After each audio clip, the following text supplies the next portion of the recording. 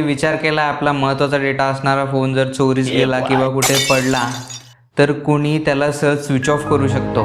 हे थांबवण्यासाठीच मित्रांनो मी आज प्ले स्टोअरवरून असं एक ॲप शोधलं आहे ज्याचं नाव आहे सर्बेरस लॉक स्क्रीन, जो की तुम्हाला तुमच्या लॉक स्क्रीनवरून पॉवर बटनद्वारे पॉवर मेन्यू ॲक्सेस करण्यापासून थांबवतो।